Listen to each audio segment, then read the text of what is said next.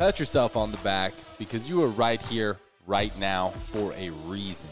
Welcome to the On Purpose podcast, where together we will empower ourselves and others to live lives with more passion and purpose. How you doing this morning, Jared? Fantastic, my friend. I'm back in the studio with you. No mask, no 6 feet. Good to see you, man. I've been missing you, my friend. So I'm excited to be back and to get ready. You know, Zoom was convenient, but it's just not the same as getting together and sharing an actual legit conversation. Ramadan's over, so we can have coffee again. Oh, yeah. So life is good. How are you, my friend? Doing well, man. Like you just said, Ramadan's over. I am all the way maxed out, charged up with energy, being able to eat and drink during the day. And it was a great month of spiritual discipline. Fasted from about 4 a.m. to 8 p.m. for 30 days straight. Wow. And feeling really good and refreshed. Yeah, I feel bummed because we had talked about it last year. We had shared Ramadan through episode after episode. It was like kind of an update, and I feel like I got cheated that I needed to be part of it this year. You know, because literally everything happened right before Ramadan and ended when it was over. Yeah, we had a couple dinners last year where you would see me like light up after dinner. Well, speaking of that, my youngest daughter the other day was still bugging me to get your mom to make some more of that food you sent home with us. Oh, yeah? How that was funny. Last Ramadan. Oh, nice. Yeah. Hey, I can hook you up, man. I can cook some good food too. Yeah. So we're back. We're back in person, ready to go. Thank you, community, for joining us and being just amazing. Our Patreon is going very well. So those of you that are new or haven't heard it before, we have a Patreon account set up to where you can actually contribute to support the growth and the funding of the podcast, as well as different levels, and you can actually take part in it. Start submitting guest requests.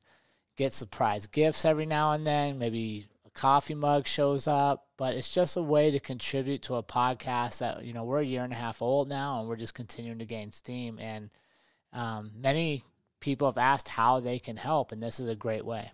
Yeah, huge way. And our upper tiers actually include a monthly call with us as well, more of a coaching call geared towards helping you move towards your goals, move towards your purpose.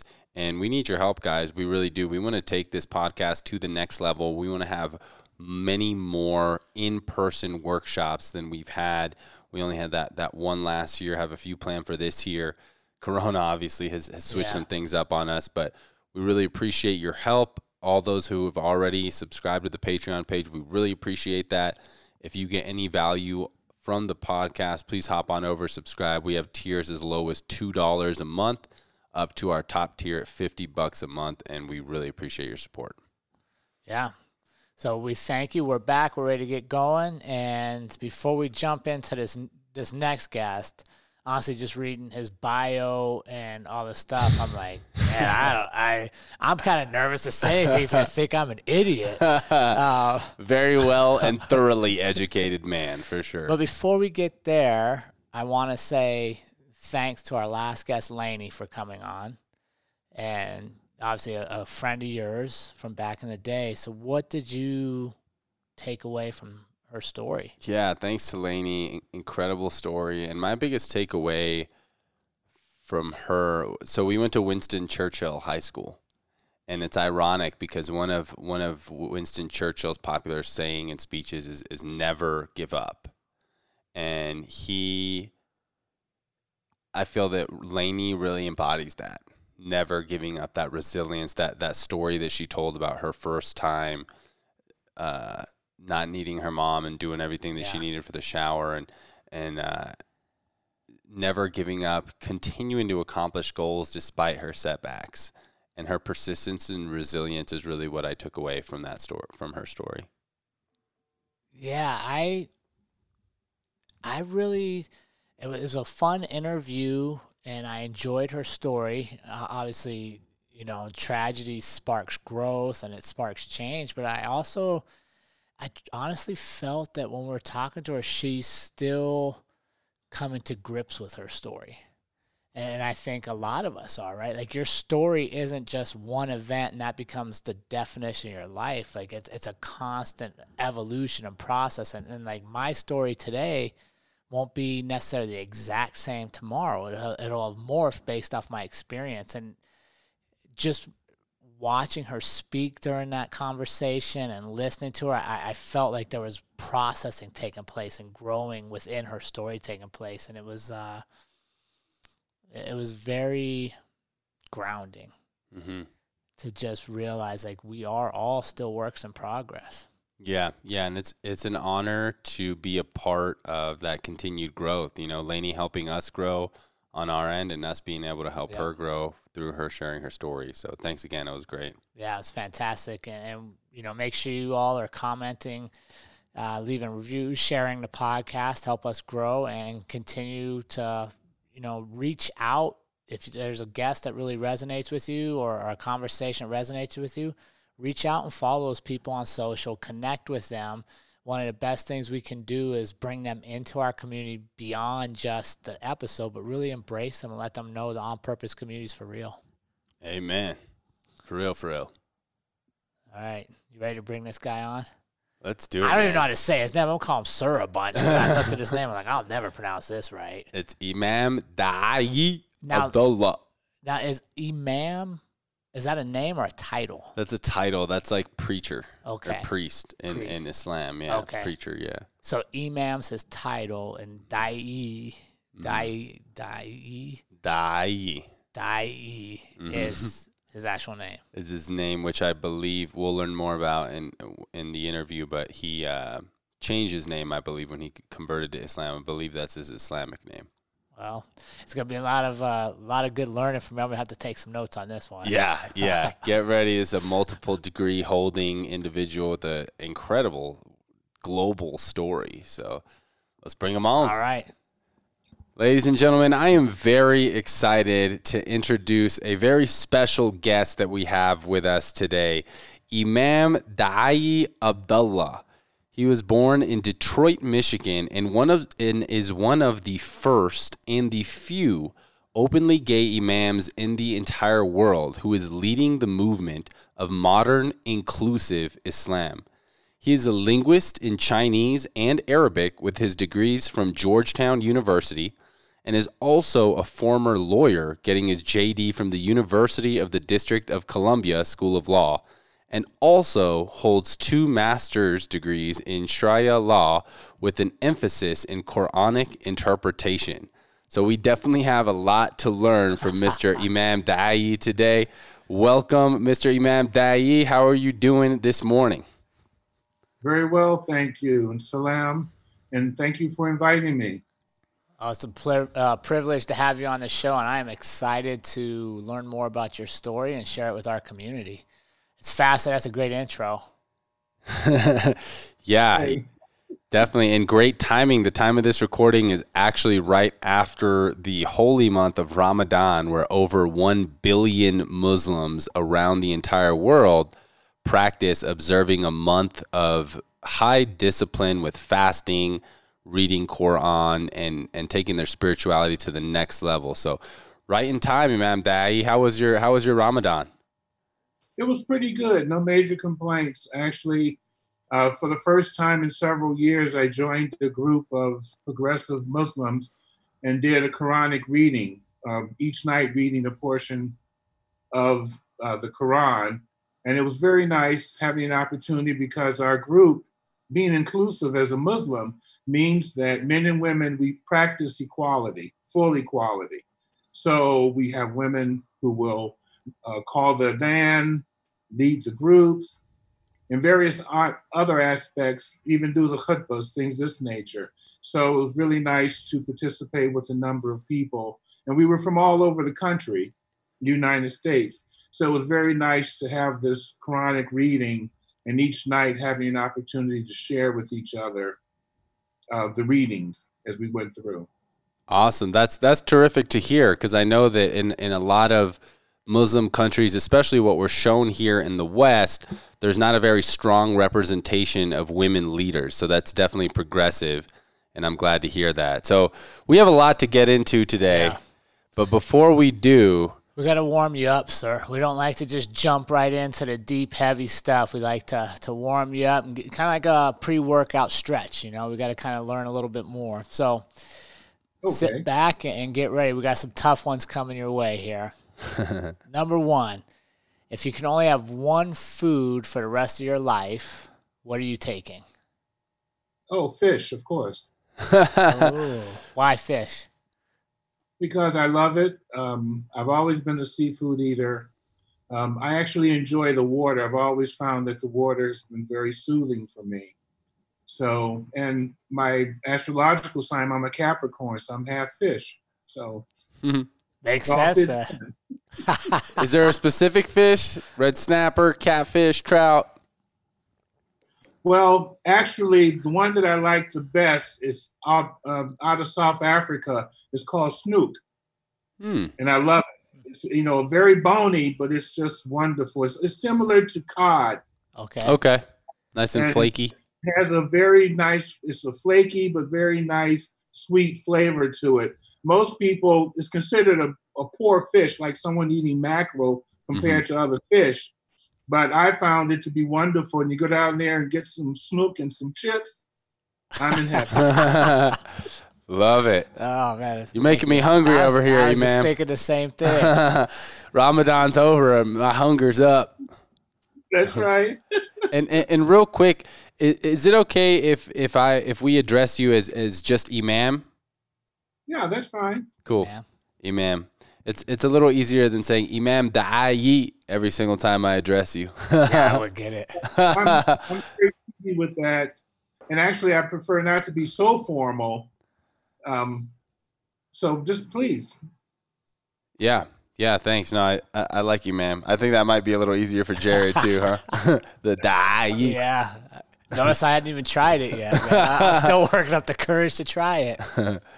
All righty, ma'am. Next question is, if you could be any superhero, a fictional character like Batman or Superman, or one that you make up like Super Daayiee, who would you be and what would your one superpower be?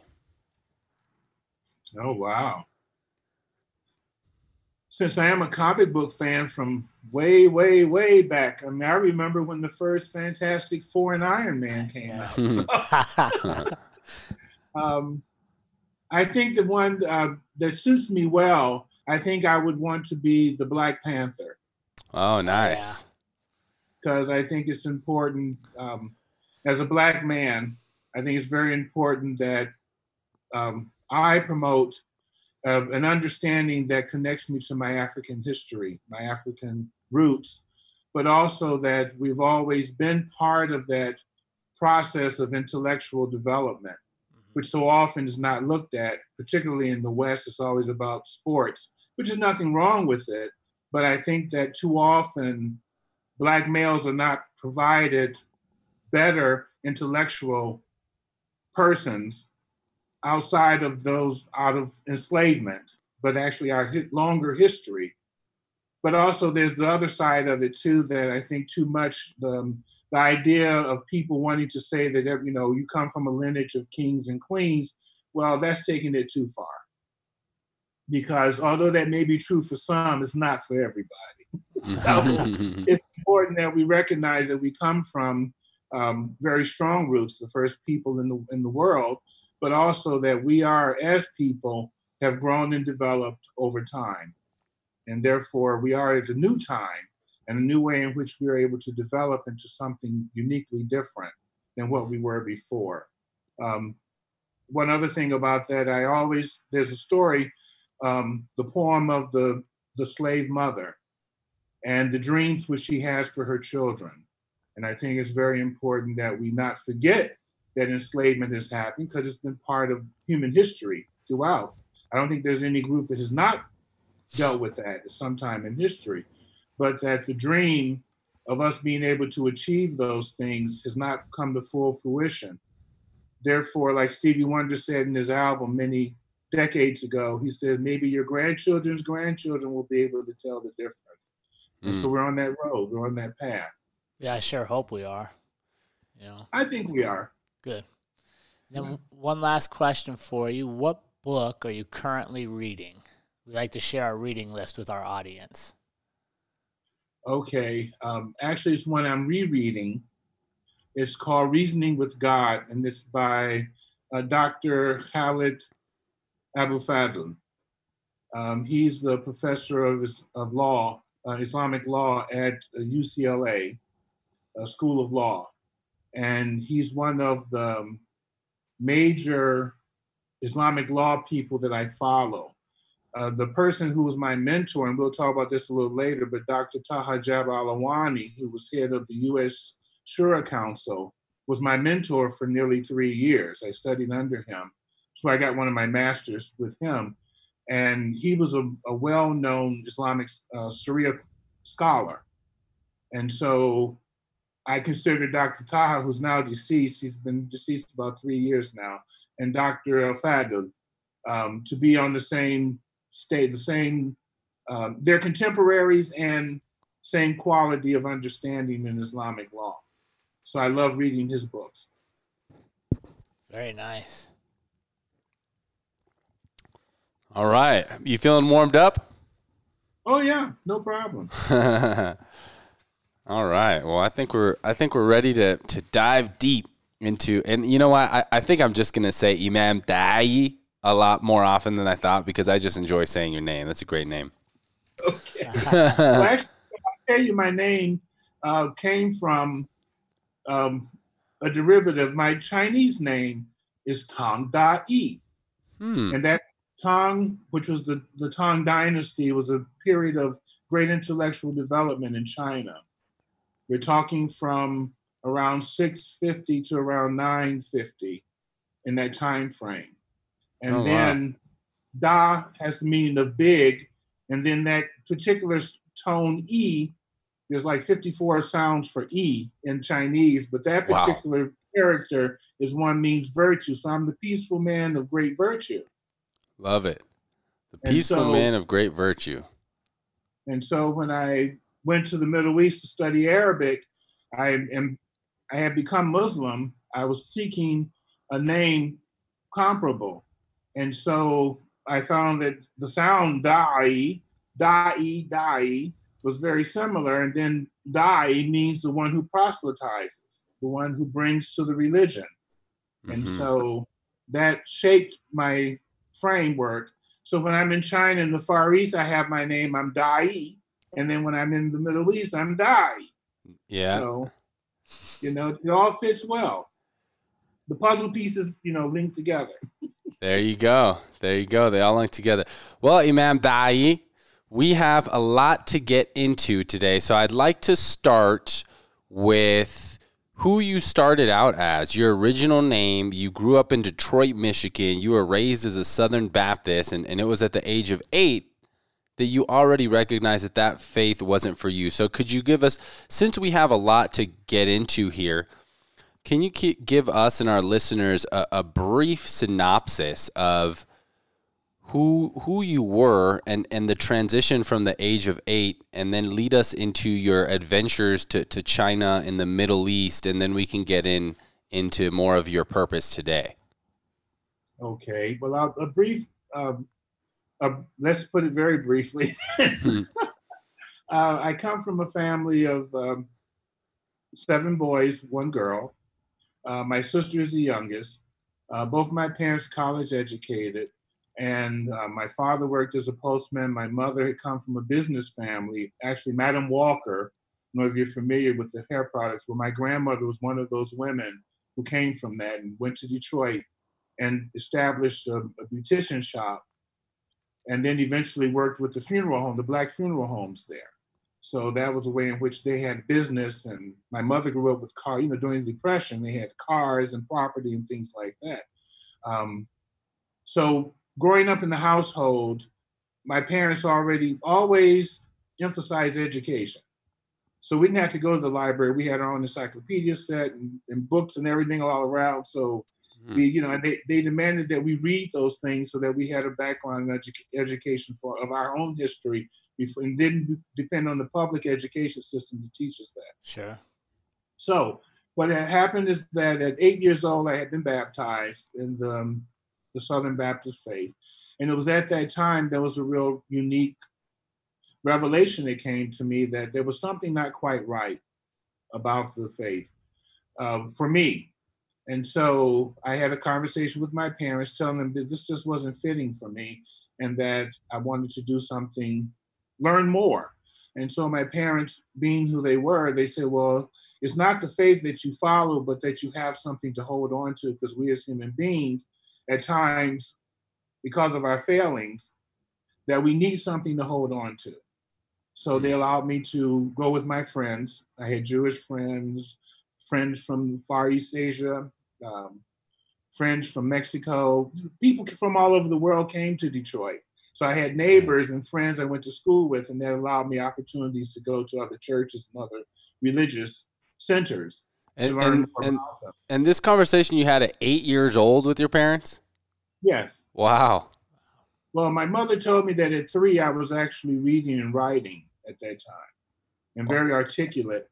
And at 4, this is a funny thing, at 4 years old, my mother had a conversation. I remember it so well. She said to me, she said, Sydney, you can't be telling adults that they're wrong. And I would bust adults out. They'd be saying, I said, you're lying. And you were born Sydney Thompson. Right. And so that's what she taught me. You know, she said, you have to learn how to learn it. So we had an agreement that I would always, if I was in the place with other adults, I would look to her, and if she nodded okay, I would say what I wanted to say. If not, I would be quiet. Wow. So that was part of the thing. But in my learning to grow and understanding other parts of the religion, other religions, I had a good friend in elementary school. His father was Black, his mother was Korean. And so I had a chance to go to their home a lot. We would play, you know, we would do exchange dates and things like that. And I learned about Buddhism through them because they were practicing Buddhists. So it was through that process I got exposed to Buddhism. Judaism, I had a good Jewish friend, and I would go to his house, and on their holy days, things of this nature, I would understand what was going on. I even got invited to the synagogue. And they were Orthodox Jews, so I got invited to that. Various types of Christian backgrounds, and Episcopalian, evangelical, those things as well. And I didn't find anything. And around the time I was ready to graduate from high school, I found metaphysics. And it was there that I found a place where I could sit and better understand myself through metaphysics without a designation of any particular religion, but understanding there was universal law. And it was through that process that allowed me to find a place of peace and connectivity that I didn't have to identify. I graduated from high school when I was 15. I was about ready to turn 16. I was going off to college. And I felt it was important that I had my conversation with my parents. They always had a thing that when you graduate from high school, you would surrender your high school diploma to my father, and then you became your own person, meaning that the decisions you wanted to make about your life, career, and things of this nature was yours. As long as you lived in my parents' home, they had rules and regulations, you abided by that. Yeah. So, but they allowed me that process. And so at that time, I told them, I said, well, I want y'all to understand, but I am gay. And this was 1969, the gay movement had just started. And there's a little funny story that went on. That summer, there was a radio station called W4. And they used to have a morning show, you know, the morning commuter drive. Mm-hmm. And they had one skit on where this guy was trying to tell his father he was gay. And the father would refuse to understand. So he would say, well, you know, Dad, John and I are good friends. He said, oh, well, that's good to have good friends. We know my business partner. And he said, oh, yeah, that's good. So every time he would try to tell him that they're a gay couple, his father would ignore that and just move it to something else. He's rather humorous. So I said, well, I have to be honest with my parents. They've always said to us that if you're honest with them, they're honest with you. And so through that process, I did. And they told me they didn't see anything wrong with me. I had upheld all the standards that they had held for all of their children, and there was nothing wrong with me. And with that, I felt very comfortable moving forward as a man-loving man to center my life in such a way without any shaming or feeling that I didn't belong. And Mm-hmm. so that allowed me to move forward without any problems. And when your family, back then in the 1970s, if your family knew, it didn't matter what anybody else said. Right. Yeah. Right. Imam, so I wanna take a moment to reflect on that, because during that time in 1969, like you said, the movement had just started. There was no social media. I'm sure there probably wasn't a lot of people or role models, gay role models or mentors that you had around you. When was it that you started to take ownership and started to realize, like, okay, yes, I'm a gay man, and how did you build up the courage to tell your parents and come out as a gay man at such a young age? Well, there were two things. One thing, first, in junior high school, I met a boy by the name of Otis, and Otis and I developed a relationship. And junior high school through high school. But he committed suicide in my senior year of school. Um, I'll never know the real reason why, but he lost his mother about a year beforehand, and he was close to his mom. So I don't know if that was a part of the problem, but also I knew that how people would abuse people who were gay. Mm-hmm. And so it may have been the combination of those things where he felt he couldn't move forward. And then when I was 40, I was showing my mother a picture. Hold on a second, let me get it, I'll show it to you. I don't know if you can see it. Can you see that? Yep. Two little boys. Well, this is a picture. I think the lady's name is Helen Seller. She was a photographer in the 1940s in Harlem. And these are some of the photos from that collection. And so it has one little boy on the ground, seated on the curb, and another little boy sort of on bended knee, holding his hand like he's proposing. So I was 40 years old. I had come back from overseas, stopped in New York, and I was showing my mom this card I had brought back. And she said, "Oh, that was you at 4 years old, always talking about your little boyfriend, who you're going to marry, and you're going to be the dad, blah, blah, blah." Oh, so wow. I think that was something that indicated to my parents that this kid is different, So, Yeah. but I think they thought it was probably whimsical child's play. But in reality, it was much more me being who I was and revealing that. But I learned later as I entered school that you didn't talk about those things. Mm-hmm. People didn't like you talking about those things. So I don't know where to continue at. Okay, so after Otis committed suicide, I went off to college. I was doing well my first year, but I found that I didn't fit in socially. You know, you're 16 years old. The other people there are generally 18 or older. They're smoking weed, having sex, all kinds of things. And I felt socially uncomfortable there. So, doing drugs, all of that. So I told my parents I wanted to come back home. And then I found a job. I was 17, found a job working, and went to school at night. And that allowed me an opportunity to start traveling and going places on my own. And that's how I started my love for travel really got sparked and continued to do so during that time. After several years there, finishing school, working a little bit, I decided that I was going to go. One of my neighbors, Elaine, had just finished school from University of Michigan, no, not University, Michigan State University. And she was going to graduate school in San Francisco. She's a psychologist, just retired a few years ago. And Elaine she was brilliant. She took the SAT in 1968, and she came in number one in the nation. Wow. She had a perfect score at the SAT at that time. So she had like 400 some offers from different schools to go to. So she wound up as a Black young female, mother being a domestic. She had a free ride. So she moved out to San Francisco to do her internship out there. And I went to visit, and I said, I like this place, and I relocated there, which I stayed there for almost 5 years.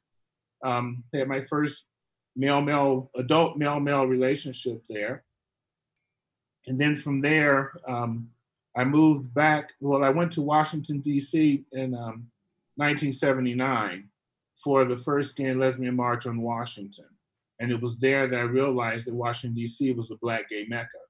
And that's when I relocated there and got involved in the gay political movement there.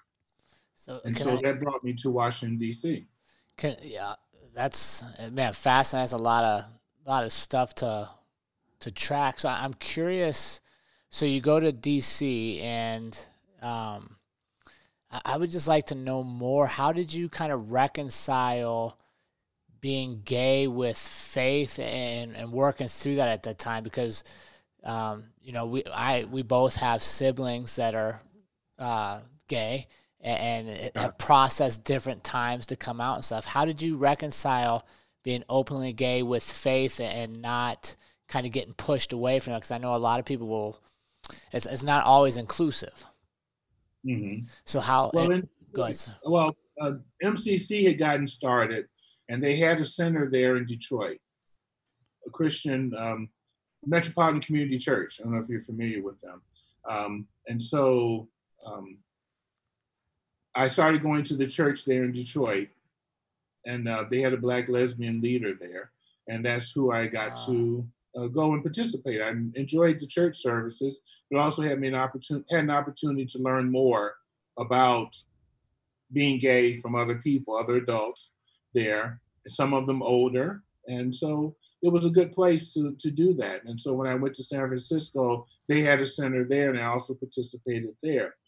Now, one thing I'd say, I met a gentleman by the name of Montford Cardwell. He's deceased now, but he was a wonderful mentor for me there. And he was the first Black curator for the San Francisco Museum of Arts. He was from New York City. So I always wound up having these great mentors in so many different places. And he taught me about, as well as a few others, about maintaining one's dignity of who you are. And so that helped me in a number of ways to stay out of the quagmire in which many gay people got involved because of the sex, the alcohol, the drugs, all of that. Right. So I didn't get involved in those things, and I always maintained the relationship. The relationships I did have, it was based on me getting to know the person and us becoming a couple, and not really out there, you know, running the streets, so to speak, at that time. Go ahead. I love this, and I think it's a great point for our community is that just because you don't do things the same way everybody else does doesn't mean you have to be by yourself, right? Because, okay, so your path was different than a lot of your peers. It was different than a lot of people around you.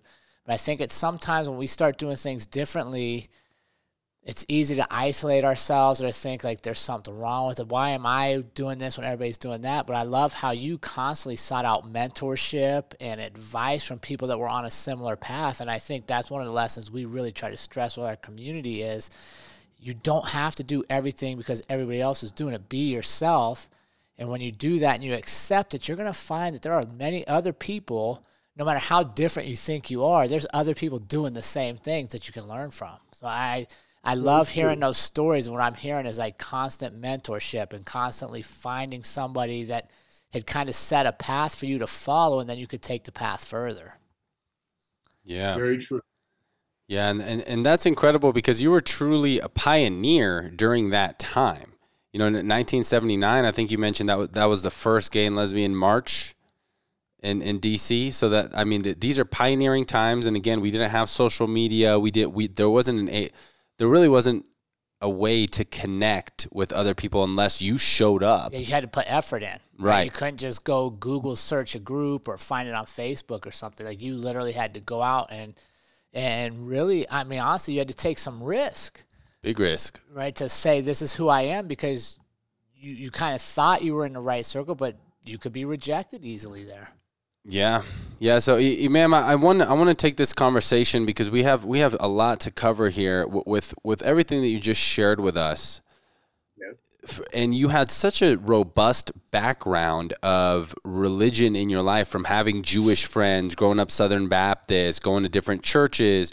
And I'm curious to know, and I'm sure our listeners are too, what was it that led you to the path specifically to Islam? Because in my opinion, from what I know about Islam, is it may be one of the least progressive religions currently, Judeo-Christian religions, for openly gay and lesbian people, because it has a lot of resistance to that. So that would be maybe one of the religions that I would think would be more repelling of gay and lesbian. So please share with us how you were led to Islam, and what truly made you want to convert to become a Muslim.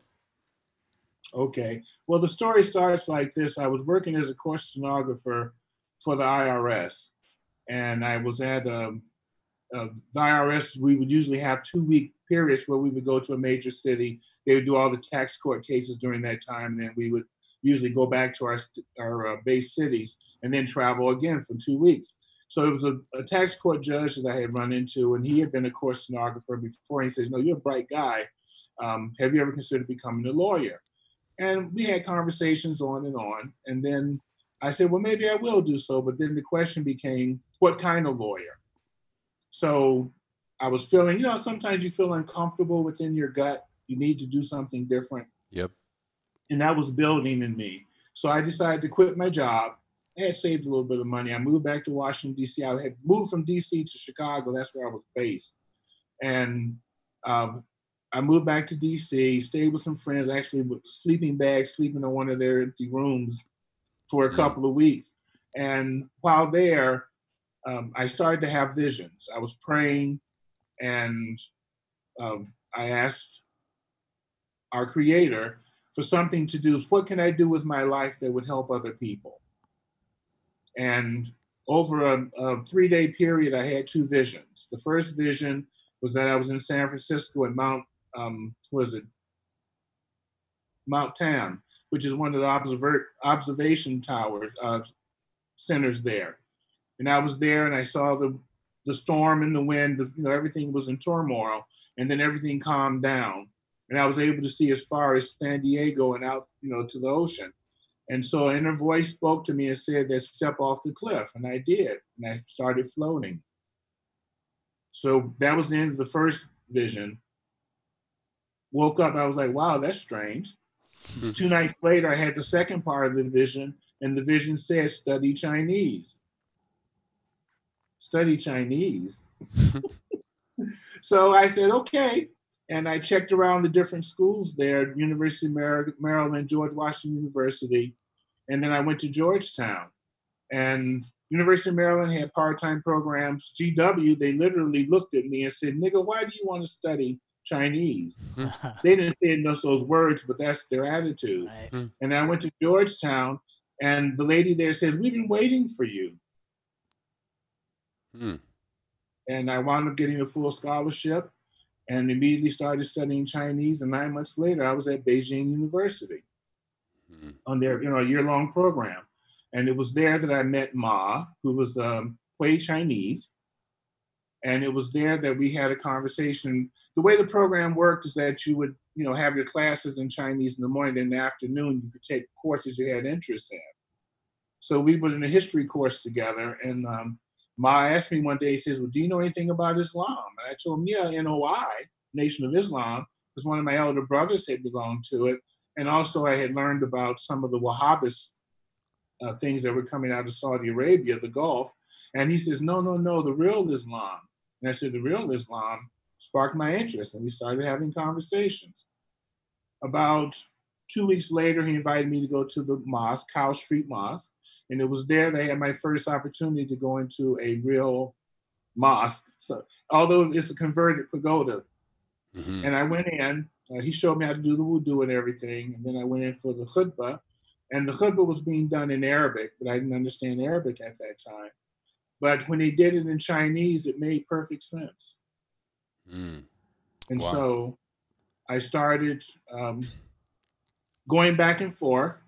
About every 2 weeks or so, I would go for the khutbah, but also spending time with him and some of the other Muslims. There was a Uyghur guy from Xinjiang who was Uyghur, who we would talk and things like that.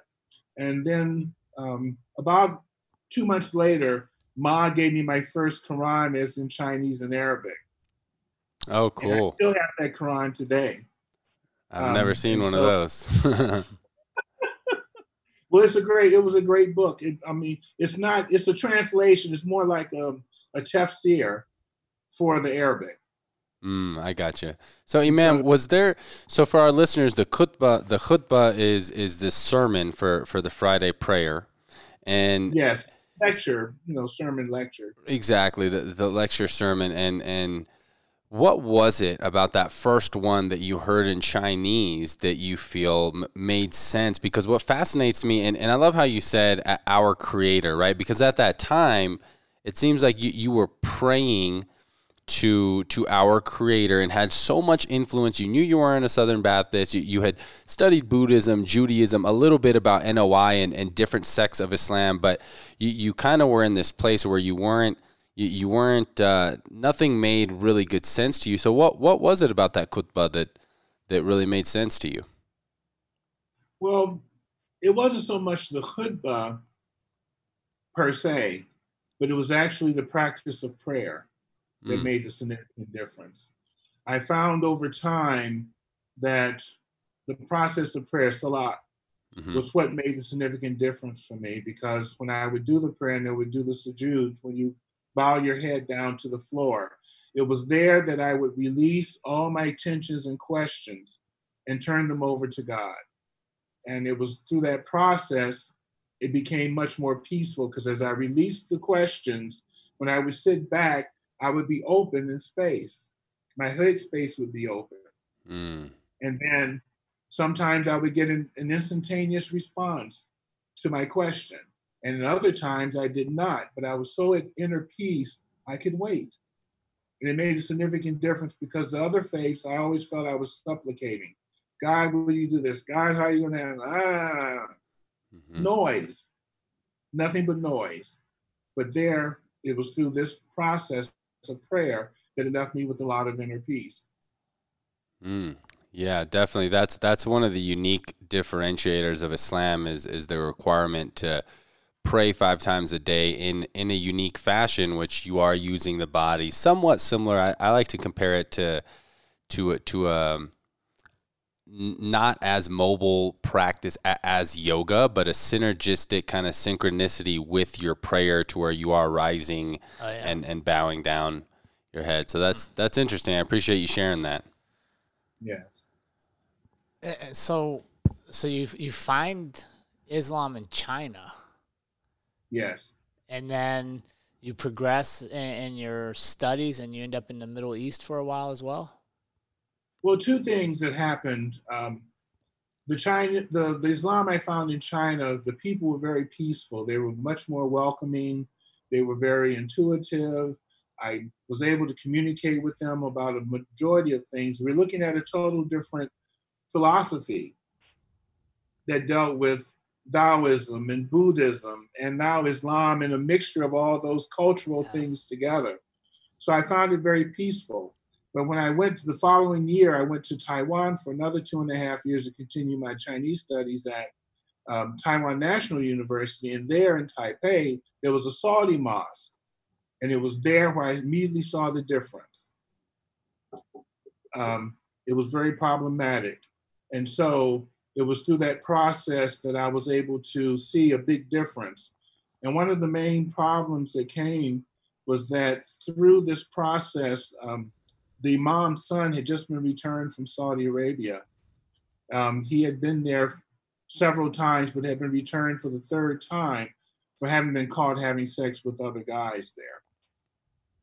So they sequestered him and really abused him. It was very difficult for him. I could see it on his face, the pain and things of this nature, but there was no language I could do with him at that time that no one else at the mosque knew.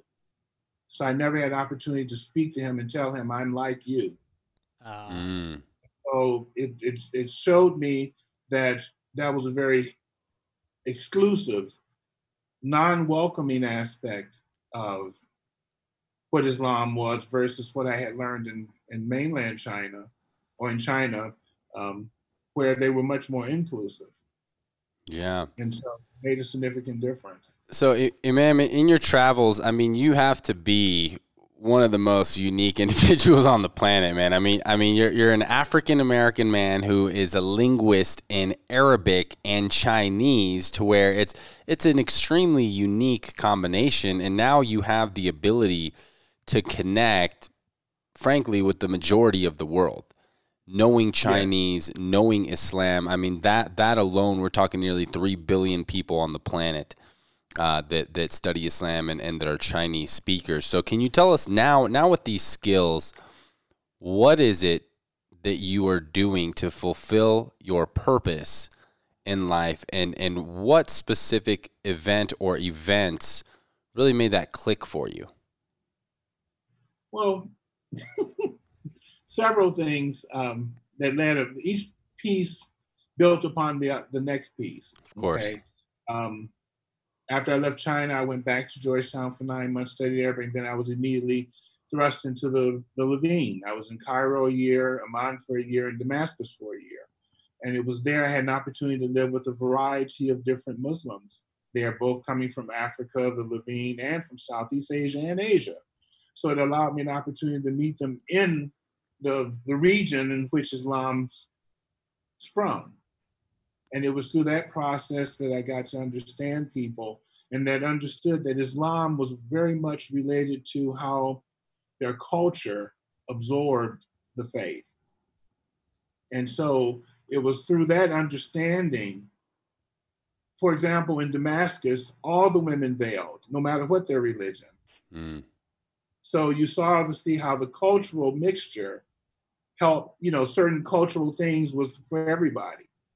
And it helped me better understand that Islam was not a monolithic type of thing, but it was something, if you looked at it progressively, you could see that it was a immersion of so many different things, of different cultures from the region, and people coming from other places.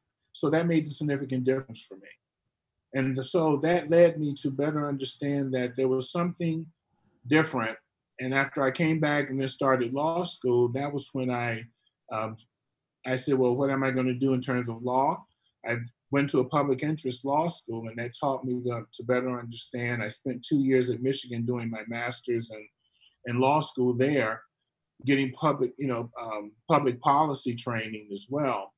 And what it wound up doing for me is that it allowed me to say, okay, there's something out here much more important. And that's why I got interested in international public interest law, and which led me eventually to doing some work in the Netherlands so many years later for LGBT people who were coming from Muslim countries, who were migrating or who were trying to find refugee status in the Netherlands. Mm. And I found one of the problems is that often the UN and those different courts there, they would use a person who spoke the language to be a translator, but those people generally had no training in the law.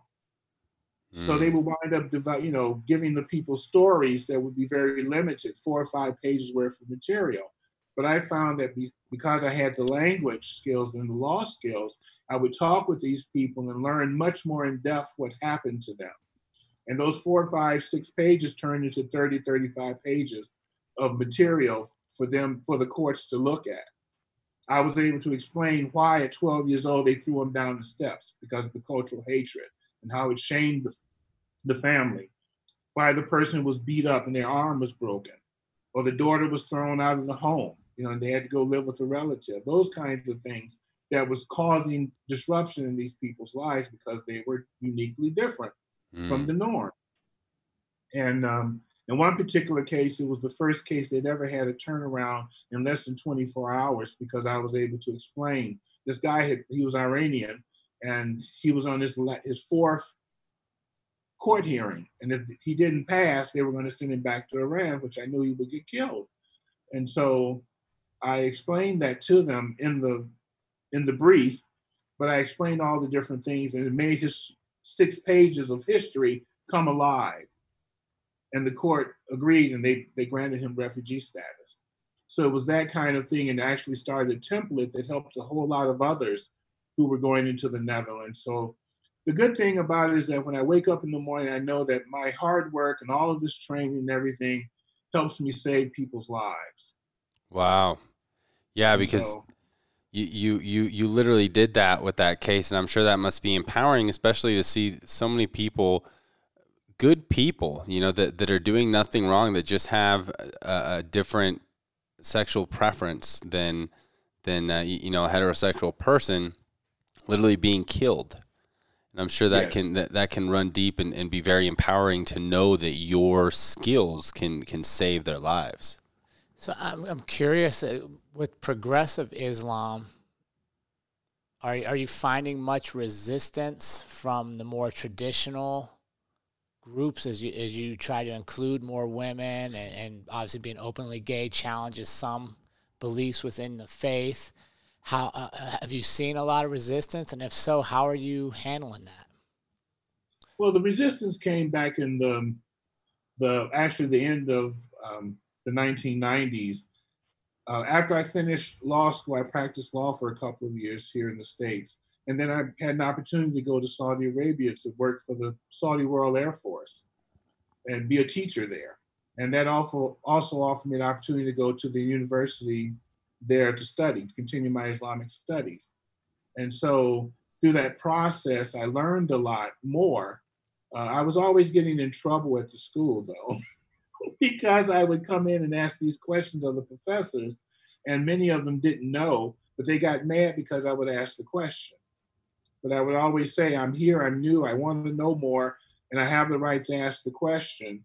So one professor in particular, he got angry at me, and I told him, says, no, it's not the problem he said, you ask too many questions. I said, no, it's not that I ask too many questions. The problem is that you think you don't have all the answers, isn't Yeah. it?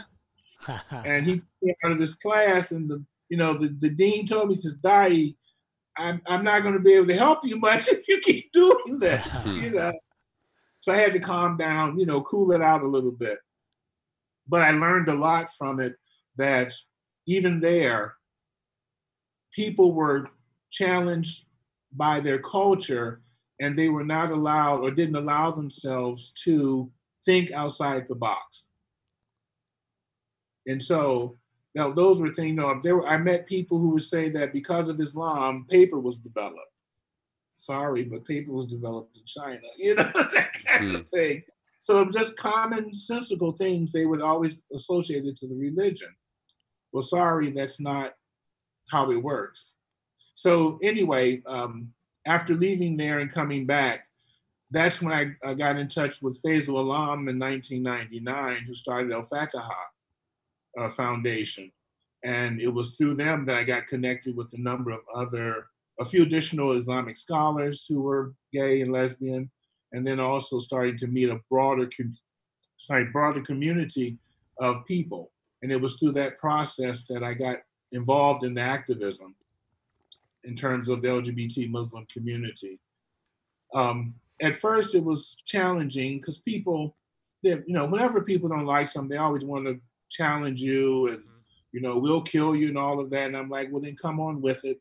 Because I would tell them, I said, if you think you can do that to me, I said, if you get caught, I'm going to put your ass in jail forever. Okay? And I know how to do it as a lawyer. So come on with it. Come on with it. Never would turn out to be anything. But it was in 2000 that I started studying with Dr. Taha. And it was there that I started to, I took over a fellow who was in Indonesia at the time and started Muslim Gay Men, which was on Yahoo blog group. And I took that over and I was studying with Dr. Taha. And it was at that time that leading the group, being the moderator, we had people come in from various places saying it's wrong and this and that, even this group called the Straight Way, which were reformed gay men from the UK. And they would come up with all these stories, and I'm like, no, that's not true. So they say, like, well, there's a term used, fahisha, which means to be an abomination, for example. And I says, okay, well, in the Quran, there's 11 different places where it's used, 7 in particular usage. And I went through using that word in the Quranic text by translating that, because Dr. Taha taught me that you understand the Quran through its themes. There are general rules and there are specific rules. and most rules are for all of humankind.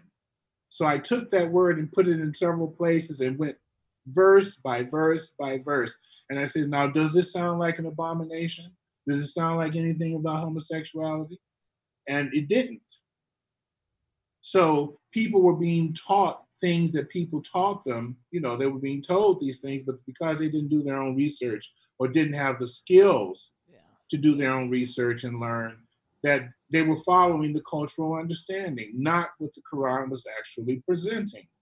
So, Imam, because this is a big issue, you know, in Middle Eastern countries, like you said, gay and lesbian people get killed for coming out. Are there specific verses or stories in the Quran? So what is the text that you present when someone tells you the Quran or Islam says that being gay or lesbian is forbidden? What do you present to somebody saying that? Well, first of all, in the Quran, there are very positive statements about being gay and lesbian in there. And you have to not be so literal to understand it, because many parts of the Quran is allegorical. Right, of course. For example, when it talks about spouse, it uses mate, companion, intimate companion, various other ways they relate to a spouse. Mm-hmm. So similarly, in Surah 24:31, well, actually the thing of marriage, 24:30 through 32, talks about marriage. And in 24:31, which is the verse that talks about women, the men they don't have to veil before, meaning their male relatives. And then there it says, and men who have no desire for women. So it's not, it's not rocket science to then say, well, what kind of men would they be interested? What kind of people would they be interested in? Right. It would be males. So then I would explain, well, there are several types of males who may not have interest in women, but let's look at them. And I said, well, there's older men who may not have interest, but this is before Viagra. You know, they just couldn't get it. They had interest, but they couldn't get it up. Then I said, you turn to the 1001 Nights, 1001 Nights story tale of the queen and her consorts. Mm-hmm. They had eunuchs who had been castrated. You know, the scrotums had been removed, but they still had apparatuses, and they had the desire, and they were able to handle it. Then you had those who just had no interest. And as a good friend of mine who's a bishop, we used to talk, chat, and he would say, well, what are we supposed to do? Talk about fashion tips if you have no interest in a woman, Well, the thing is that it's there. But generally speaking, I'll come back to that part 24:32 in a moment.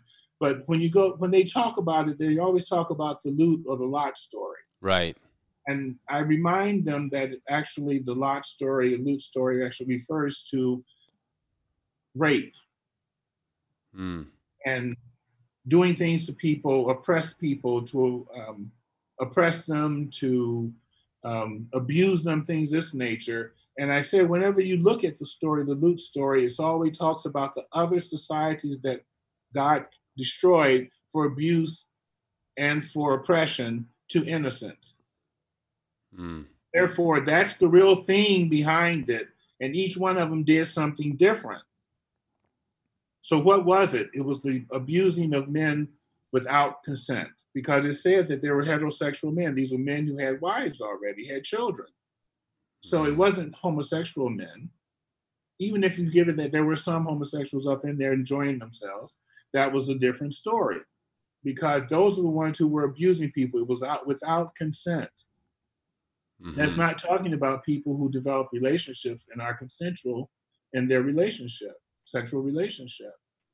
So if you jump back to 24:32, it has a line in there. And you have to remember, a lot of Qurans, they put parentheticals in there. Mm-hmm. So it says, like in the Yusuf Ali and also in the Noble Quran, they put in there, and marry from the single among you, parenthetical, male and females, even from your slaves. Well, that is very revealing. One, marry from the single among you. Within Islam, divorce is not a shaming thing. It's not a taboo. Mm-hmm. If you've been married before and you're now single, you can remarry. No problem. Marry from the single among you. If you're single, you reach someone single, you get married. They have a rule, zina. You're not supposed to be single and then involved with someone who's already married. It breaks that contractual union they have. Mm-hmm. Then it says, even if they're male and female, is preretendo to lead you to heterosexuality, the heterosexual binary. Mm-hmm. But when you get beyond that, it says, even if it's among your male and female slaves. Well, the issue there is that if you understand Islamic law, the Sharia, that male and female slaves, an owner could not marry a slave. You're in balance. There's no balance there. So you have to free the slave, then the slave can then be an equal partner to you, and then you can have a contract that says, I want to marry you. Mm.